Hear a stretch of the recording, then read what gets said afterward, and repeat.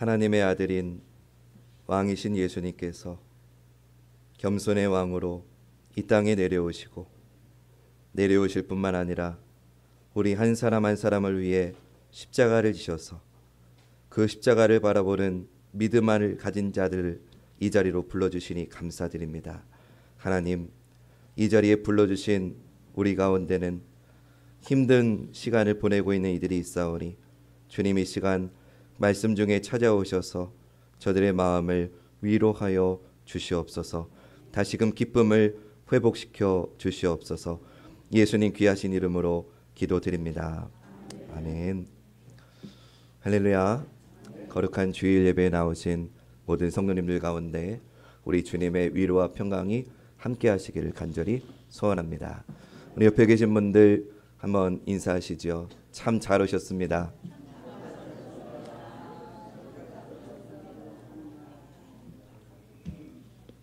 한 번 더 인사하실 때는 이렇게 인사하시죠. 당신과 함께해서 너무 기쁩니다.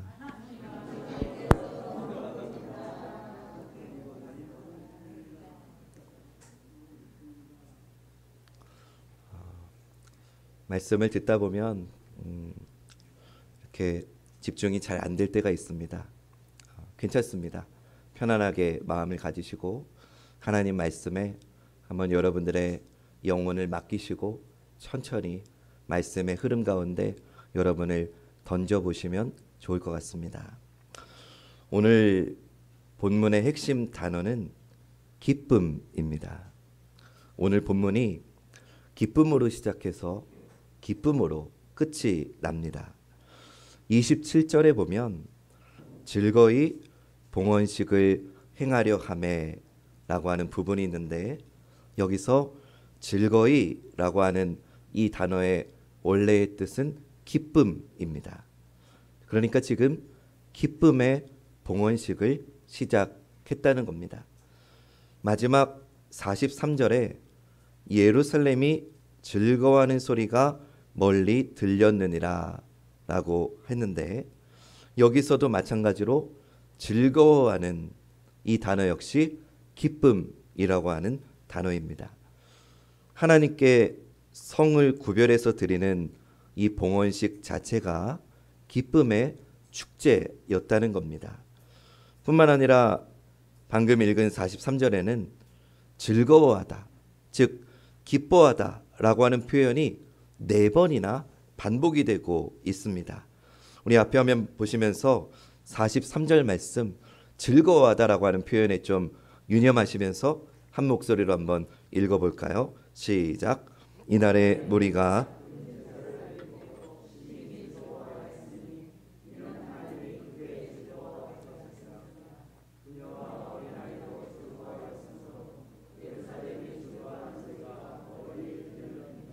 아멘. 여러분 우리 한글에는 비교급, 최상급이 있습니다. 예를 들면 좋은, 이거보다 더 좋은 것은 더 좋은, 가장 좋은 것은 최고로 좋은, 이런 표현들이 있는데 이스라엘 말인 히브리어에는 이런 비교급, 최상급의 표현이 없습니다. 그래서 이스라엘 사람들은 이 더 할 표현, 최고의 표현을 할 때는 이런 표현이 없으니까 똑같은 단어를 반복해서 표현해서 썼습니다. 그래서 성경에서 표현이 3번이 반복되면 그거는 최상급을 뜻하는 겁니다. 예를 들면 이사야가 성전에 임재하신 하나님의 거룩한 영광을 보았을 때 천사들이 뭐라고 화답합니까? 거룩하다, 거룩하다, 거룩하다. 그러니까 이거는 하나님의 거룩하심이 최상급이라는 것을 말해주는 거예요. 근데 지금 읽은 43절에 보니까 기뻐하다, 기쁨이라고 하는 단어가 3번도 아니고 4번이나 반복이 되었다는 것은 이 기쁨이 최고의 기쁨을 넘어서는 기쁨이었다는 것을 알 수 있습니다. 하나님이 주시는 가장 큰 위대한 기쁨이었다는 것을 의미하는 겁니다. 방금 본문에도 이 기쁨의 의미를 알려주고 있습니다. 이유를 알려주고 있습니다. 이는 하나님이 크게 즐거워하게 하셨습니다. 아멘. 하나님이 주신 큰 기쁨이 있었다라고 말하는 겁니다. 오늘 본문은 예루살렘 성의 성벽 봉헌식을 통해서 하나님 나라의 본질이 무엇인지를 우리에게 알려주고 있습니다. 하나님 나라는 어떤 나라냐? 하나님의 나라는 기쁨의 나라라는 겁니다. 한번 따라해 볼까요? 하나님의 나라는 기쁨의 나라다. 아멘. 하나님의 나라의 본질은 기쁨의 나라라는 겁니다. 여러분, 그렇다면 교회도 마찬가지입니다. 교회는 본질적으로 기뻐하는 사람들의 모임입니다. 우리 조금 어려우시겠지만 옆에 계신 분들의 얼굴을 한번 5초 동안 한번 쳐다보시기 바랍니다.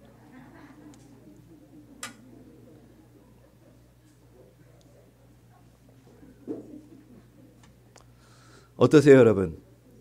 아무 말 하지도 않았는데 우리 가운데 웃음꽃이 피는 이유는 교회는 원래 기쁨의 공동체라는 것을 우리가 본능적으로 알고 있는 겁니다. 사람을 쳐다볼 때 두 가지 이유 때문에 웃음이 난다고 그래요. 하나는 사랑해서, 또 하나는 못생겨서. 어떤 이유든지 간에 우리 가운데 기쁨이 회복되는 공동체 되시기를 주님의 이름으로 축원합니다. 이 기쁨을 위해서 느헤미야가, 또 에스라가, 또 온 이스라엘 백성이 지금까지 온갖 고난을 견디면서 이 성을 쌓았던 것이고, 이제 기쁨 가운데 성벽 봉헌식을 올리고 있는 겁니다. 사랑하는 여러분, 하나님의 나라는 기쁨의 나라라고 했습니다. 그런데 여러분의 하루하루는 어떠십니까? 여러분은 하나님 나라의 시민으로서 기쁨 가운데 하루하루를 즐거워하고 기뻐하고 계십니까? 만약에 여러분들의 삶이 기쁨이, 즐거움이 없다면, 혹은 덜하다면 그 이유가 무엇이겠습니까? 오늘 우리는 어떻게 기쁨을 회복할 수 있겠습니까? 이런 질문에 대한 답을 오늘 본문을 통해서 찾아가 보도록 하겠습니다. 바라기는 오늘 말씀을 통해서 저와 여러분 우리 모두가 다 기쁨의 은혜를 회복하고 또 누리게 되시기를 주님의 이름으로 간절히 축원합니다. 우리는 먼저 오늘 본문의 백성들이 무엇 때문에 기뻐했는지를 알아야 됩니다. 이들은 두 가지 이유로 기뻐했습니다. 먼저 첫 번째, 앞에 화면 보시면 이스라엘 백성은 하나님의 임재를 기뻐하고 있습니다. 뭐를 기뻐하고 있다고요? 하나님의 임재를 기뻐하고 있어요.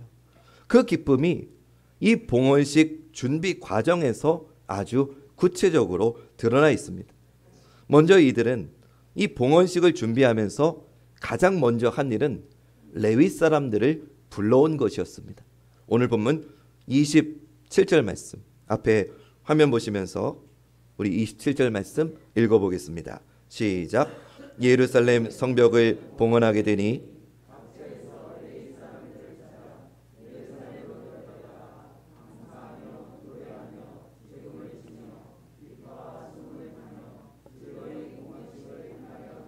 아멘.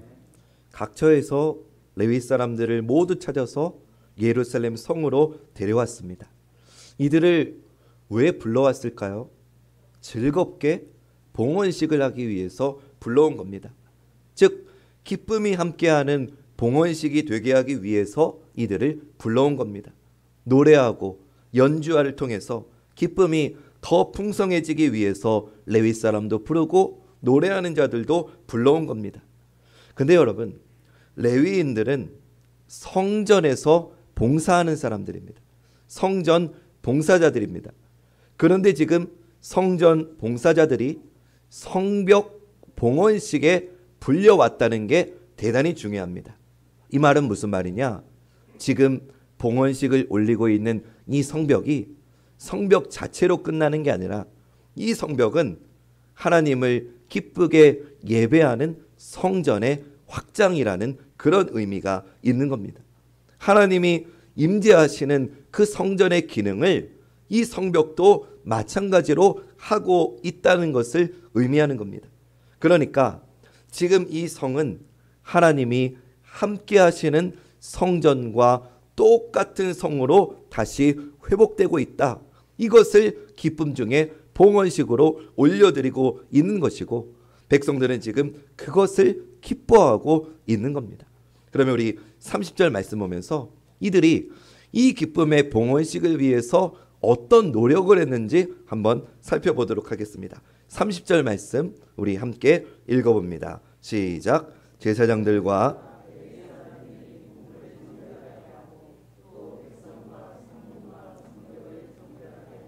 아멘. 이 말씀에 보니까 정결의식을 행했다라고 말합니다. 정결하게 하라고 하는 명령이 이 예루살렘 성벽이 그냥 성벽의 의미로 끝나는 게 아니라 정결하게 했다는 이 말은 이 성벽이 성전의 의미가 있다는 것을 더더욱 알려주고 있는 겁니다. 여러분, 정결의식이 뭡니까? 부정을 씻는 겁니다. 사람들이 몸을 씻고 금식을 하고 옷을 빨고 정결수를 뿌려서 정결의식을 가졌습니다. 성문과 성벽도 우슬초를 흔들어서 만든 정결수를 뿌려서 거룩하게 했습니다. 왜 부정을 씻겠습니까? 하나님을 만나기 위해서입니다. 정결의식은 하나님을 만나기 전에 우리가 행해야 될 하나님의 명령입니다. 이 정결의식이 첫 번째로 행해졌던 때가 언제냐면은 출애굽한 이후에 시내산에서 하나님이 강림하실 때 그 이스라엘 백성들이 하나님을 만나러 나올 때 하나님이 너희는 이렇게 정결의식을 행해라라고 알려주셨습니다. 그 말씀이 출애굽기 19장 10절과 11절 말씀에 있는데 우리 한 목소리로 앞에 화면 보시면서 말씀을 읽어봅니다. 시작. 여호와께서 모세에게 이르시되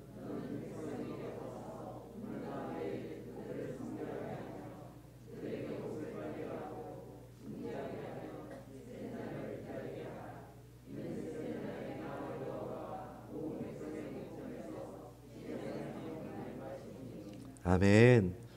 그러니까 이 시내산에서 강림하시는 하나님을 만나기 위해서 정결하게 준비했던 것과 똑같이 지금 이 성벽 봉헌식에 임하는 이스라엘 백성들도 하나님의 임재하심을 위해서, 임재하시는 하나님을 만나기 위해서, 혹여라도 우리의 부정함 때문에 하나님이 임재하시지 못하는 일이 없도록 하기 위해서, 하나님이 함께 하시는 것이 큰 온전한 기쁨이 되게 하기 위해서 이렇게 정결의식을 행했다는 겁니다. 여러분, 구약 성경에 보면 예루살렘을 가리켜서 이런 표현 들어보셨을 겁니다. 시온성 들어보셨죠? 또 이스라엘 백성들을 가리켜서 시온 백성, 이런 표현을 여러분 들어보셨을 겁니다. 이 시온 백성, 시온성 이라고 하는 의미가 어떤 의미냐면요, 하나님이 함께 하신다는 의미예요. 하나님이 함께 하시기 때문에 예루살렘이 시온성이 되는 것이고, 하나님이 함께 하시기 때문에 이스라엘 백성들이 시온 백성이 되는 겁니다. 그러니까 지금 백성들은 이 성이, 이 성벽 봉헌식이 하나님께서 임재하시는 시온성이 되었다, 시온 성벽이 되었다는 것을 봉헌식을 통해서 선언하고 있는 겁니다. 이 성이 하나님을 떠났을 때는 멸망을 받았지만 하나님께서 이제 다시 돌아오셔서 이곳에 임재하고 계신다는 것을 이들은 이 봉헌식을 통해서 기쁨 가운데, 즐거움 가운데 이 봉헌식을 올려드리고 있다는 겁니다. 그러니까 이스라엘 백성들이 기뻐했던 첫 번째 이유는 이 성에 하나님이 함께하고 계시다는 것, 이 성에 하나님이 임재하고 계셨기 때문에 그들은 기뻐했다는 겁니다. 사랑하는 여러분, 오늘 이 예배의 자리가 하나님이 임재하시는 믿음의 자리가 되는 줄로 믿습니다.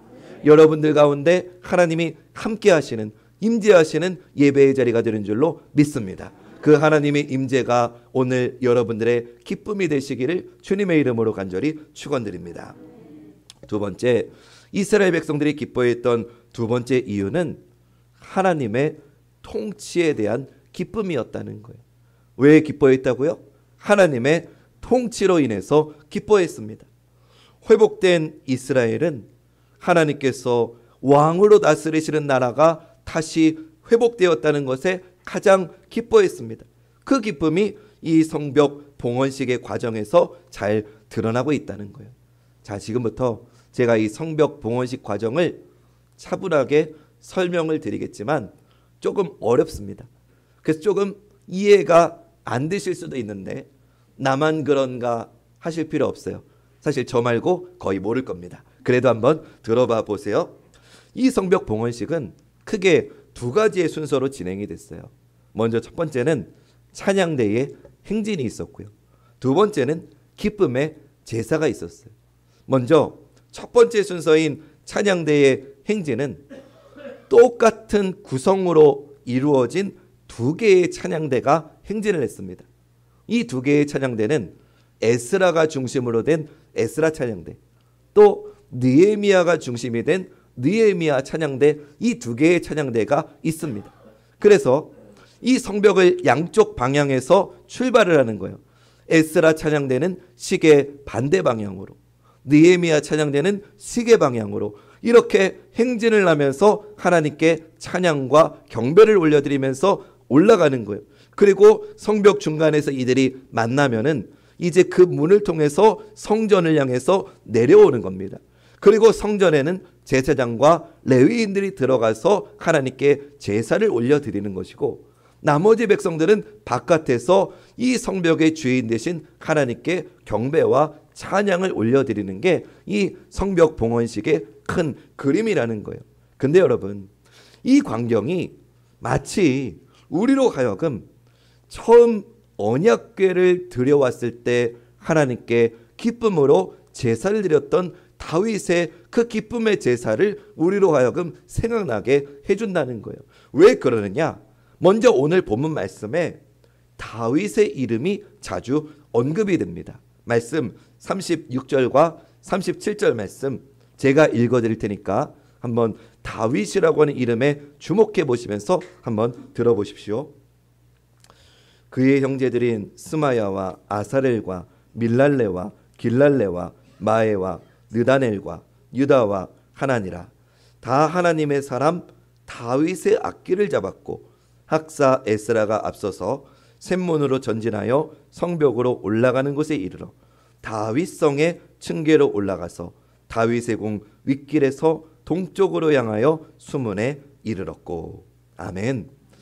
이게 무슨 말이냐면요, 다윗이 언약궤를 들여오고서 너무 기뻐가지고 하나님께 올려드렸던 제사와 지금 이 성벽 봉헌식을 드리면서 올려드리는 이 제사가 비슷한 일통상맥하는 의미를 가지고 있다는 겁니다. 그러니까 다시 말하면 이 예루살렘 성의 성벽의 봉헌식은 하나님의 통치가 가장 빛났던 다윗의 시대, 그 시대를 다시 반영하고 있다는 겁니다. 하나님께서 이 나라의 왕이십니다 라고 하면서 큰 기쁨으로 춤추고 노래했던 그 다윗의 시대가 지금 다시 재현되고 있다는 것을 우리에게 알려주고 있다는 겁니다. 그래서 이들이 최고의 기쁨을 누리고 있다는 겁니다. 두 번째, 이 성벽 봉헌식의 두 번째는 어떤 순서가 있었느냐? 기쁨의 제사가 있었어요. 이 기쁨의 제사에 대해서 성경은 긴 설명은 하지 않지만 이들이 즐거워했다는 것을 강조하고 있습니다. 본문 43절 말씀, 우리 즐거워했다는 표현에 다시 주목하시면서 크게 한번 읽어보겠습니다. 시작. 이날의 무리가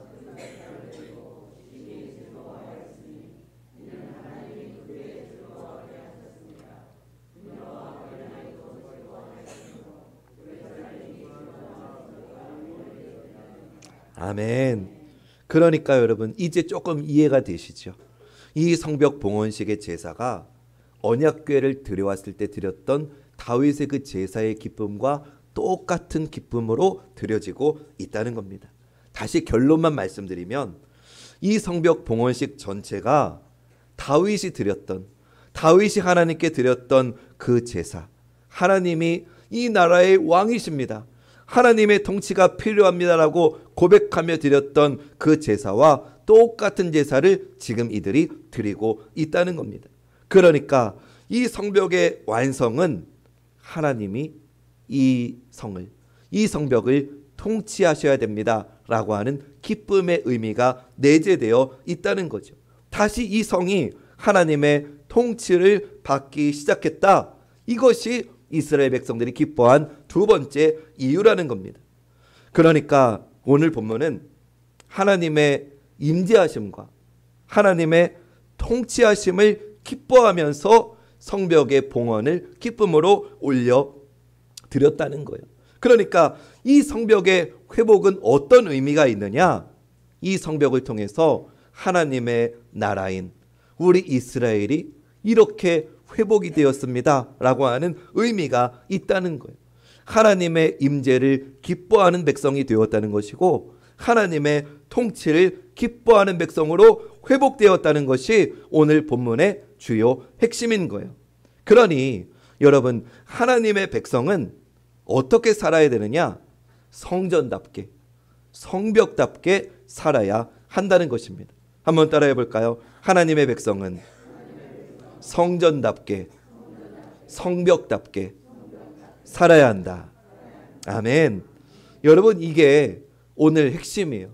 하나님의 백성은 성전답게, 성벽답게 살 때 기쁨이 주어진다. 이것이 오늘 본문의 핵심인 거예요.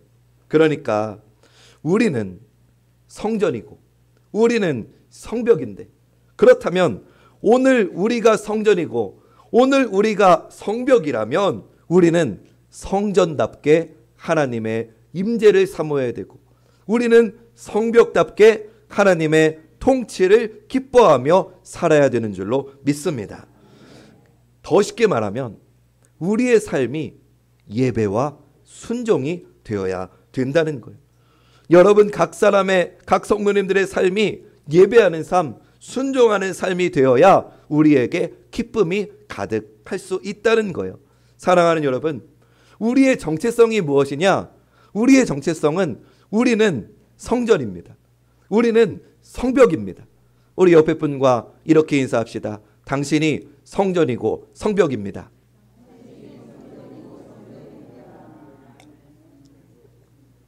이게 우리의 정체성이라는 거예요. 우리는 성전이고 우리는 성벽이에요. 그렇다면 첫 번째 질문으로 되돌아가 볼게요. 왜 우리 인생에 기쁨이 없느냐? 왜 우리의 마음에 평안이 없느냐? 이유는 간단합니다. 우리가 성전된 우리가, 성벽된 우리가 예배를 잃어버렸기 때문입니다. 여러분, 성전이 성전될 수 있는 것은 예배가 있어야 성전이 되는 겁니다. 예배가 없으면 성전이 아닙니다. 예배가 없는 성전에 기쁨이 있을 수가 없습니다. 여러분, 성도가, 교회가 예배를 포기하면 기쁨도 없습니다. 오늘 여러분의 인생에 기쁨이 덜 하십니까? 그 이유를 제가 말씀드리겠습니다. 다른 이유가 아닙니다. 여러분들이 예배를 놓치셨기 때문입니다. 지난 2년, 아니 3년 동안 우리가 전 세계가 코로나로 인해서 힘든 이유는 죽음의 고비 때문이 아닙니다. 우리가 진짜 힘들고 우리가 진짜 기쁨이 없었던 이유는 성전된 우리가 예배를 놓쳤기 때문입니다. 여러분들 가정에 평안이 없으십니까? 그 이유는 다른 이유가 아닙니다. 우리가 성벽인데 성벽이 성벽되려면 하나님의 통치하심, 하나님의 지켜주시는 은혜가 있어야 되는데 하나님의 통치를 거부하는 성에 어떻게 평안이 임할 수 있겠습니까? 사랑하는 여러분, 오늘날 가정이 저마다 힘듭니다. 부모와 자식이 너무 바쁘다고 하면서 이야기도 못하고 하루에 식사 한 끼도 함께하지 못하는 그런 실정이 되었습니다. 그러면 왜 우리 가정이 이렇게 되었을까요? 왜 오늘 대부분의 가정에 기쁨이 사라졌을까요? 다른 이유가 아닙니다. 돈이 없어서가 아닙니다. 우리 가정에 기쁨이 사라진 이유는 우리 가정이 성벽인데 그 성벽을, 우리 가정을 지켜주신 하나님을 사모함이 없기 때문입니다. 평안에, 성이 평안하려면 파수꾼과 지켜주는 분이 있어야 되는데, 우리 가정에, 성벽된 우리 가정을 지켜주신 분이 하나님이신데, 그 하나님의 임재를, 그 하나님의 통치를 우리가 구하지 못하다 보니까 성벽된 우리의 가정에 기쁨이 없어진 겁니다. 여러분, 교회도 마찬가지입니다. 교회에 기쁨이 없는 이유는 다른 이유가 아닙니다. 예배가 예배되지 않을 때 교회는 기쁨이 사라지는 겁니다. 왜 우리나라에 기쁨이 사라졌습니까? 왜 대통령의 지지율이 떨어졌다고 핑계를 대는 겁니까? 아니에요. 대통령이 잘못 세워졌다고 그런 거 아닙니다. 왜 이 나라 이 민족의 기쁨이 사라졌느냐? 이 나라에, 이 성벽된 이 나라를 지켜주시는 하나님의 통치하심을 우리가 구하지 못했기 때문입니다. 사랑하는 여러분, 이스라엘의 역사를 보세요. 하나님의 통치를 포기했을 때 그들은 멸망의 길로 치달을 수밖에 없었다는 것을 우리는 기억해야 됩니다. 예배하지 않는 성도, 순종이 없는 삶에 기쁨이, 즐거움이 있을 수가 없습니다. 물론 공부하랴, 일하랴, 애들 보랴, 그 가운데서 예배하며 순종한다는 거 쉽지 않습니다. 예배하려고 여러분들이 하실 때마다, 여러분들이 순종하려고 하실 때마다 반드시 여러분들을 괴롭히는 고난이 따를 것입니다. 그러나 여러분, 이 시대에 성전과 성벽으로 우리가 부름받았다는 것은, 우리가 기억해야 될 것은, 고난이 힘들다고 해서 우리의 본연의 임무를 놓쳐서는 안 된다는 겁니다. 차라리 내가 힘들어서 울면 울었지, 내가 괴로워서 아파하면 아파했지, 사랑하는 여러분, 예배와 순종을 절대로 포기하면 안 됩니다. 고난이 있다고 예배를 멈추면 그때부터 우리는 성전이 아닙니다. 고난이 있다고 순종을 멈추면 그때부터 우리는 성벽이 아닙니다. 울더라도, 아프더라도, 애통하더라도 예배해야 되고 순종해야 합니다. 오늘 본문처럼 우리가 예배하고 순종할 때 우리에게 하늘의 기쁨이 임하게 되기 때문입니다. 여러분, 다음의 말씀을 한번 들어보십시오. 빌립보서 1장 29절 말씀. 그리스도를 위하여 너희에게 은혜를 주신 것은 다만 그를 믿을 뿐 아니라 또한 그를 위하여 어떻게 했다고요? 고난도 받게 하려 하심이라. 아멘. 로마서 8장 17절 말씀. 자녀이면 또한 상속자 곧 하나님의 상속자요 그리스도와 함께한 상속자니 우리가 그와 함께 영광을 받기 위하여 어떻게 해야 된다고요? 고난도 함께 받아야 할 것이니라. 아멘. 하나님의 말씀은 고난을 우리에게 말씀하고 계십니다. 고난을 받으라고 명령하십니다. 왜일까요? 우리를 괴롭히고 싶어서가 아닙니다. 독생자를 내어주실 만큼 우리를 사랑하시고 우리에게 큰 기쁨을 주시기 원하시는 그 하나님께서 같은 마음으로 고난도 주신다는 겁니다.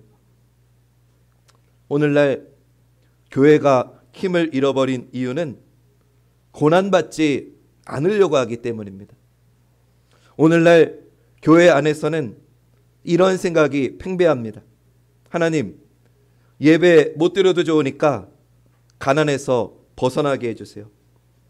하나님, 순종 못해도 좋으니까 좋은 대학만 가게 해주세요. 하나님, 하늘의 기쁨 없어도 좋으니까 제발 내 인생 내 마음대로 살게 해주세요.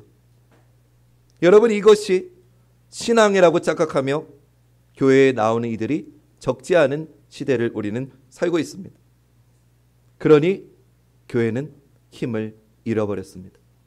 어느 순간부터 교회가 세상을 걱정하는 게 아니라 세상이 교회를 걱정하게 되었습니다. 사랑하는 여러분, 저는 목사의 양심으로 이 시간 여러분들에게 권면합니다. 차라리 울면서 고난 받으십시오. 울면서 고난 받으십시오. 울면서 고난 받으십시오. 그 고난을 통해서 하늘의 큰 기쁨을 위로로 받는 우리 모두가 되시기를 주님의 이름으로 간절히 축원합니다. 목사님, 제가 이미 너무 힘듭니다.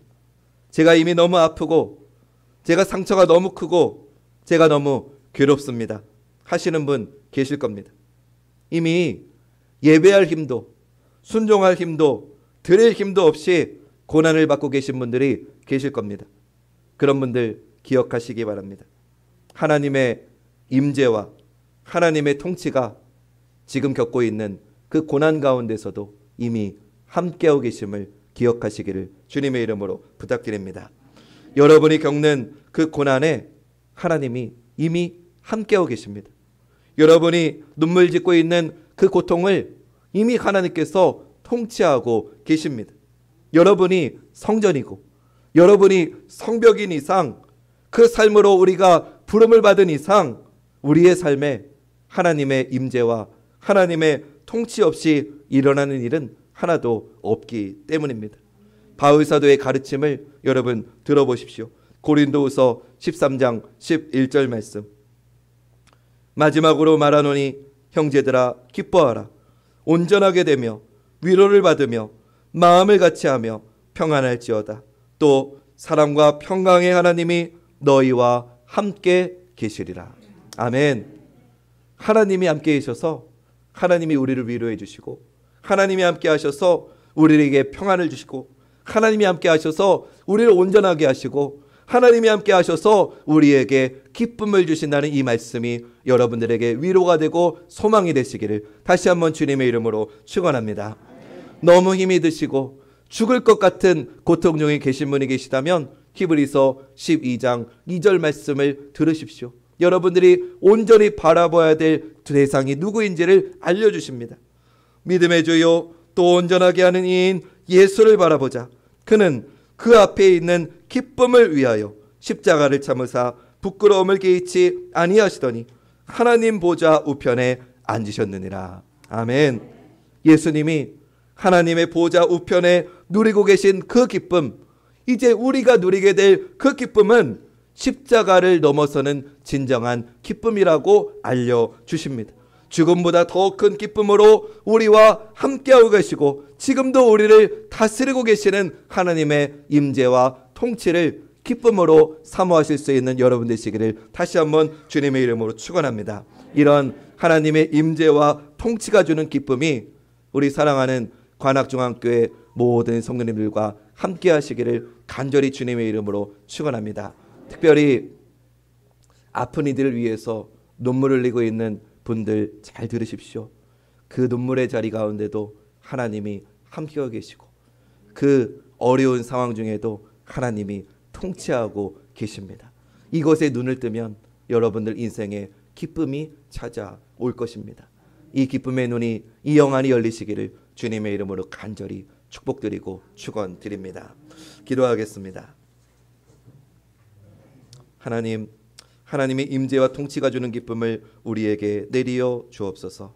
예수님의 이름으로 기도드립니다. 아멘.